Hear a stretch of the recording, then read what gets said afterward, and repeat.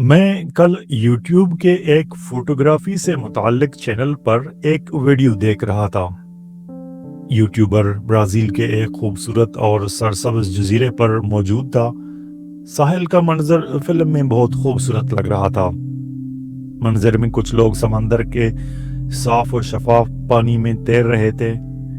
उनके नज़दीक साहिली परिंदे भी पानी में तैर रहे थे।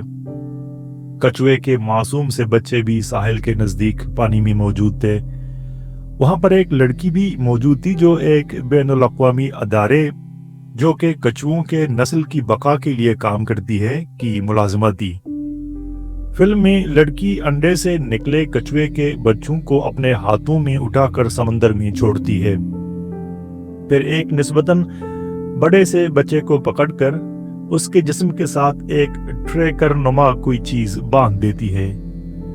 कछुए के बच्चे को नहीं पता कि ये लड़की मेरी बेहतरी के लिए ये सब कर रही है, इसलिए वो मुज़ाहिमत करता है। एक और मंजर में यूट्यूबर की एक साथी लड़की अपने हाथ में छोटी सी मछली को पकड़ लेती है और एक उड़ता हुआ परिंदा आकर उसके हाथ से मछली झपट कर खा जाता है। यह एक मशहूर कुन और दिल को खुश कर देने वाला मंजर था।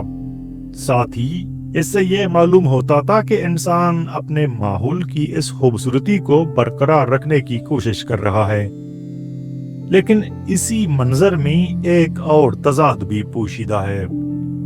जब यूट्यूबर की साथी लड़की एक मछली को अपने हाथ में उठाकर एक परिंदे को खिलाती है तो उस पर किसी को एतराज नहीं होता।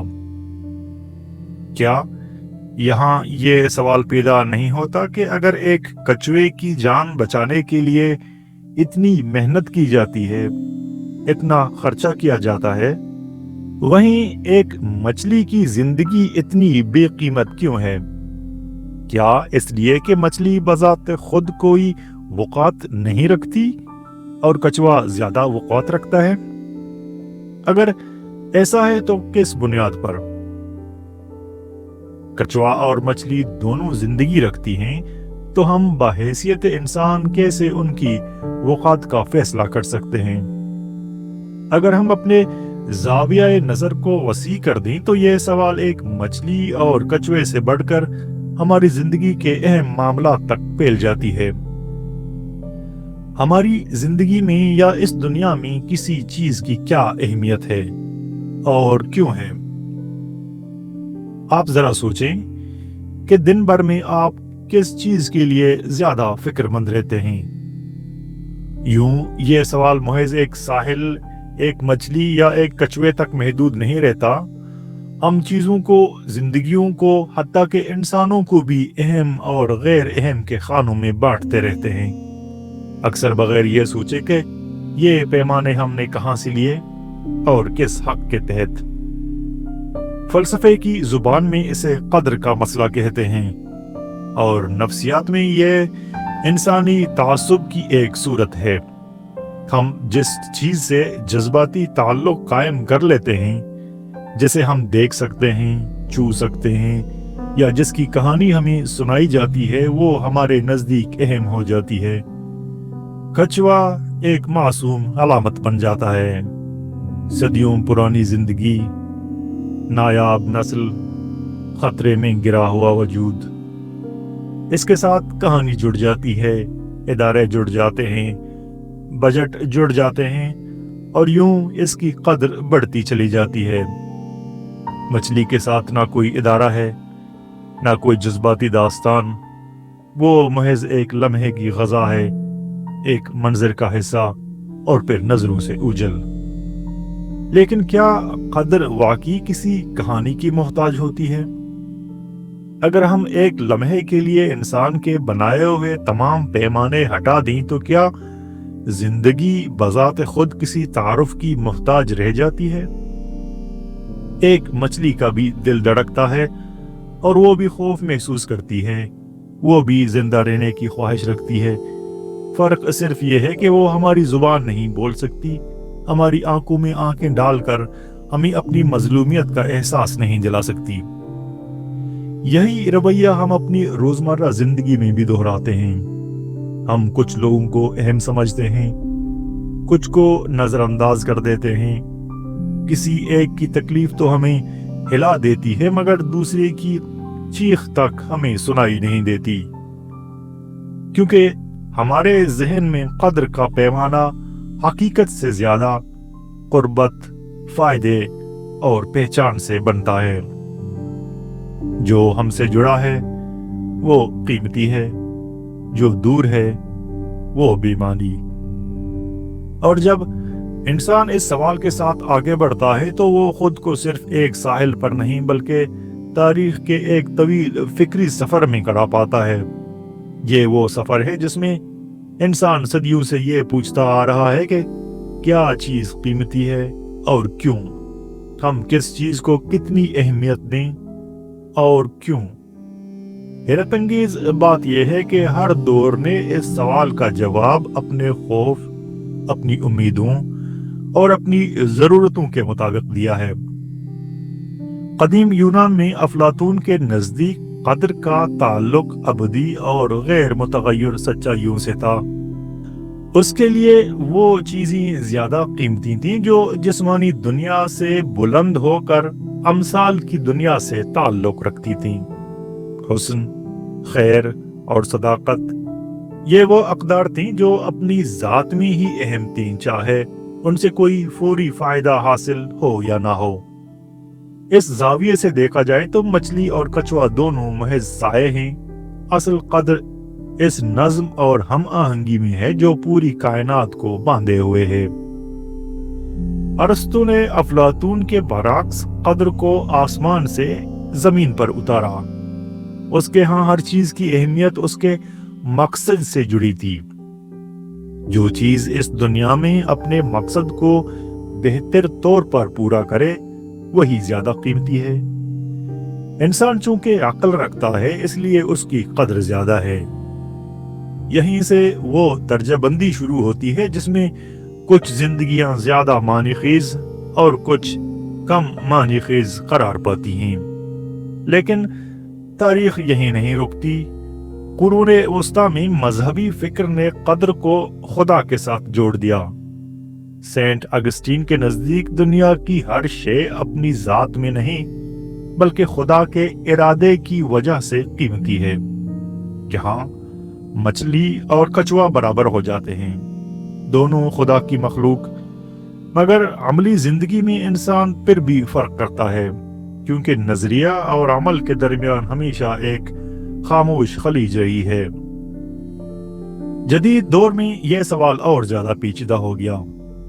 ڈیکارٹ نے انسان کو سوچنے والی شے قرار دے کر فطرت کی دوسری چیزوں سے الگ کر دیا۔ فطرت محض ایک مشین بن گئی اور مشین کی قدر اس کے استعمال میں ہوتی ہے۔ یہاں سے وہ سوچ جنم لیتی ہے جس میں دریا، جنگلات، جانور، حتیٰ کہ زندگیاں بھی محض وسائل بن جاتی ہیں۔ مچھلی خوراک ہے اور کچھوا ایک تحقیقی منصوبہ۔ قدر اب اخلاقی نہیں، عملی ہے۔ 19ویں صدی میں نیشے اس پوری روایت کو الٹ پلٹ کر رکھ دیتا ہے۔ وہ کہتا ہے کہ قدر کوئی آسمانی حقیقت نہیں بلکہ انسانی تخلیق ہے۔ ہم خود اقدار گڑھتے ہیں اپنی کمزوریوں اور طاقتوں کے مطابق۔ جو ہمیں فائدہ دے وہ اچھا، جو ہمیں خطرہ لگے وہ برا۔ اس روشنی میں دیکھا جائے تو کچھوے کی قدر اس لیے ہے کہ وہ ہماری حساسیت کو مطمئن کرتا ہے، ہماری مہذب شناخت کو سہارا دیتا ہے۔ مچھلی کی بے قدری اس لیے ہے کہ وہ ہماری خواہشات کے راستے میں حائل نہیں ہوتی۔ ادب میں یہ سوال اور بھی زیادہ انسانی شکل اختیار کر لیتا ہے۔ ٹالسٹائی کے افسانوں میں ایک عام کسان کی زندگی اکثر بادشاہ سے زیادہ قیمتی دکھائی دیتی ہے، کیونکہ وہاں قدر کا معیار طاقت نہیں بلکہ اخلاقی سچائی ہے۔ دستویفسکی انسان کی اندرونی اذیت کو اس حد تک اہم بناتا ہے کہ پوری دنیا اس کے سامنے ہچ معلوم ہونے لگتی ہے، اور کامیوں کے ہاں تو قدر کا سوال خود بغاوت بن جاتا ہے۔ ایک ایسی دنیا میں جہاں کوئی فطری معنی موجود نہیں किसी चीज को अहम समझना ही इंसानी वकार की आखिरी अलामत है। यूं लगता है कि साहिल पर कड़ी वो मछली और वो कछुआ दरअसल हमारे अपने सवालों का अक्स थे। हम क्या हैं? हम किन चीजों को बचाने के लिए खड़े होते हैं और किन्हें खामोशी से मरने देते हैं? किस चीज के लिए फिक्रमंद होते हैं और किस चीज को नजरअंदाज करते हैं? शायद कद्र का सवाल किसी हतमी जवाब का मोहताज नहीं, बल्कि एक मुसलसल एहतिसाब का तकाजा करता है कि हम हर लम्हा खुद से पूछते रहें, हम जिसे अहम समझ रहे हैं क्या वो वाकई अहम है या सिर्फ हमें ऐसा लग रहा है। इसी तरह जब ये सवाल फलसफे की किताबों से निकलकर रोजमर्रा जिंदगी में उतर आता है तो उसकी शक्ल बदल जाती है, मगर उसकी काट और भी गहरी हो जाती है। यहाँ कदर अब किसी मछली या कछुए की नहीं, बल्कि हमारे सुकून, हमारी बेचैनी और हमारी नींद की हो जाती है। हम हर रोज किन चीजों को अहम करार देते हैं और इस फैसले की कीमत हमें ज़हनी इज़्तिराब की सूरत में अदा करनी पड़ती है। मैं माहौल के बारे में फिक्रमंद हूँ। बदलता मौसम, खुश्क होते दरिया, बढ़ती हुई गर्मी, ये सब मेरे लिए खतरे की घंटियां हैं। ये मेरे जहन को बेचैन रखते हैं। मगर मेरा पड़ोसी जो इसी शहर में, इसी हवा में सांस ले रहा है, सुकून से सोता है, उसके लिए ये सब गैर अहम है, या कम से कम इतना अहम नहीं कि ये मसला उसको बेचैन रखे। माहौल बदले या न बदले उसकी रोजमर्रा जिंदगी में कोई फौरी खलल नहीं पड़ता। चुनाचे कद्र का पैमाना बदलते ही फिक्र भी बदल जाती है। एक शख्स महंगाई से परेशान है और बढ़ती हुई कीमत उसके जहन में एक नया सवाल पैदा करती है, कल क्या होगा? और दूसरा शख्स जो बज़ाहिर इसी आमदनी में जिंदगी गुजार रहा है, इस इज़्तिराब से आजाद है। वो जानता है कि चीजें महंगी हो रही हैं, मगर उसने उन्हें अपनी ज़हनी फहरिस्त में इंतहाई अहम के खाने में नहीं रखा। वो हाल में जीता है या शायद बेबसी को कबूल कर चुका है। नतीजा ये है कि एक ही हकीकत दो मुख्तलिफ जहनों में दो मुख्तलिफ वजन रखती हैं। आपने सुना होगा कि किसी नौजवान तालिब इल्म ने इम्तिहान में फेल होने पर या कम नंबर आने पर खुदकुशी कर ली, जबकि कुछ लड़के पढ़ते भी नहीं पर उन्हें फर्क तक नहीं पड़ता। कुछ लोग अपनी महबूब या महबूबा के ना मिलने पर खुदकुशी कर लेते हैं और कुछ लोग एक से ज्यादा शादियां कर लेते हैं। यहाँ मसला हकीकत का नहीं, ताबीर का है। नफ्सियात हमें बताती है कि इंसान का जहन एक फिल्टर है। वो हर आने वाली इत्तला को अंदर जाने नहीं देता। वो पहले फैसला करता है कि ये मेरे लिए कितना अहम है, और यही फैसला हमारे जज्बात को जन्म देता है। जिस चीज को हम अहम मान लेते हैं वो हमारे आसाब पर सवार हो जाती है। जिसे हम गैर अहम समझते हैं वो हमारी नजरों से फिसल जाती है, चाहे वो कितना ही बड़ा खतरा क्यों न हो। यही वजह है कि हम में से बाज लोग मुस्तकबिल के खौफ में जीते हैं और कुछ माजी की यादों में, जबकि बाज हाल के लम्हे में भी बेचैन रहते हैं। हर शख्स का ज़हनी बोझ उसकी अपनी बनाई हुई कद्र की फहरिस्त के मुताबिक होता है। कोई रिश्तों को सबसे ऊपर रखता है, इसलिए जरा सी बेरुखी उसे तोड़ देती है। कोई इज्जत को सब कुछ समझता है, इसलिए मामूली तनकीद भी उसे अंदर से हिला देती है। और कोई कामयाबी को जिंदगी का मरकज बना लेता है तो नाकामी महज एक वाकया नहीं रहती, बल्कि वजूदी बहरान बन जाती है। दिलचस्प बात यह है कि हम अक्सर अपनी परेशानियों को हकीकी और दूसरों की बेफिक्री को लापरवाही समझते हैं।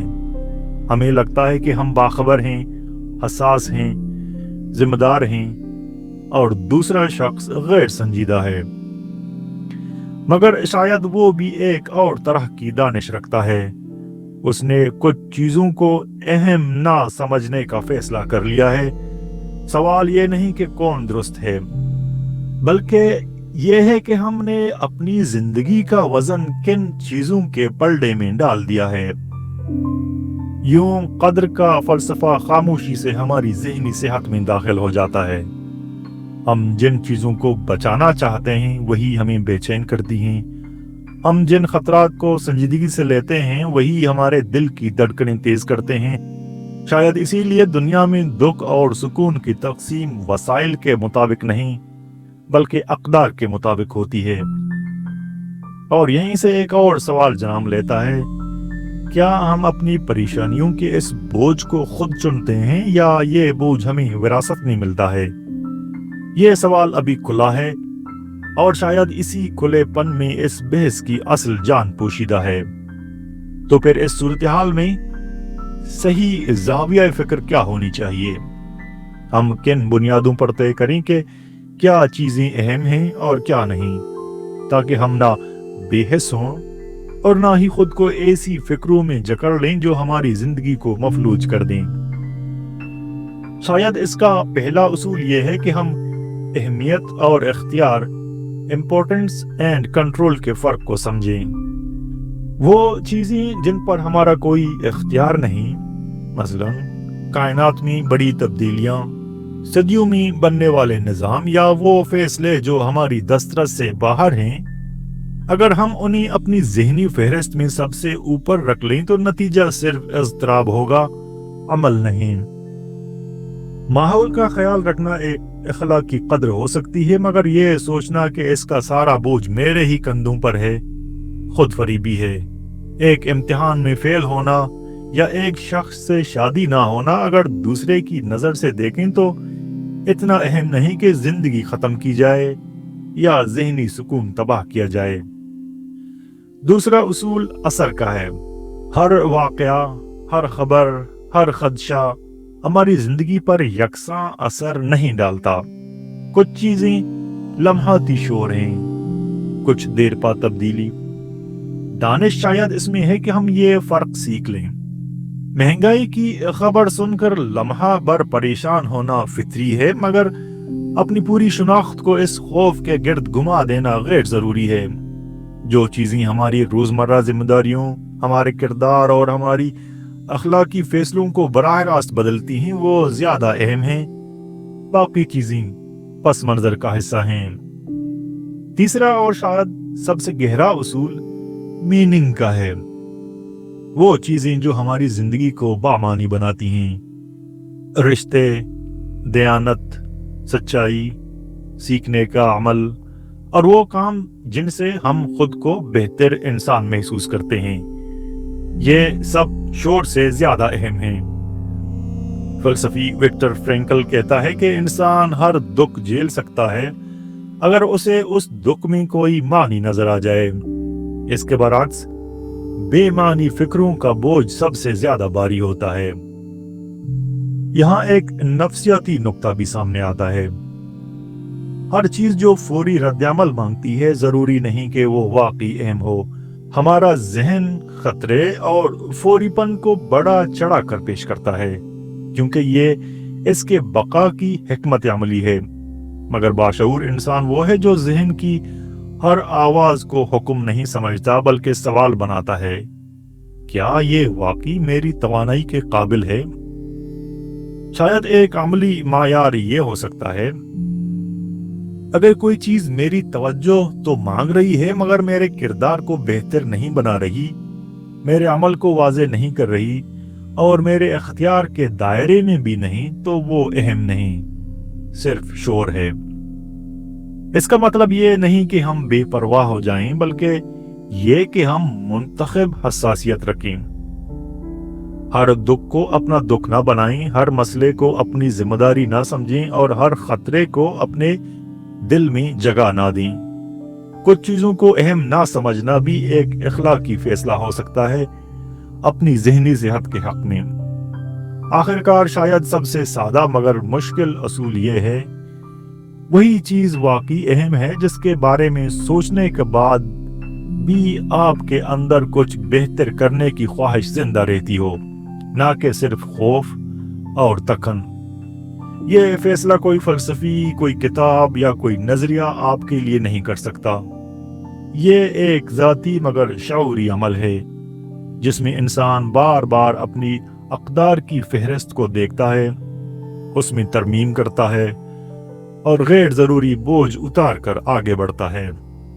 اور شاید یہی وہ مقام ہے جہاں قدر کا سوال ہمیں پریشان کرنا چھوڑ دیتا ہے اور ہمیں جینے کا سلیقہ سکھانے لگتا ہے۔ ساحل پر وہ کچھوا اور وہ مچھلی اب بھی وہیں کھڑے ہیں، بطور واقعہ نہیں، بطور سوال۔ سوال یہ نہیں کہ کس کی جان قیمتی تھی، سوال یہ ہے کہ ہم نے قدر کا پیمانہ کہاں سے لیا، اور کیا ہم اسے کبھی جانچنے کی زحمت بھی کرتے ہیں؟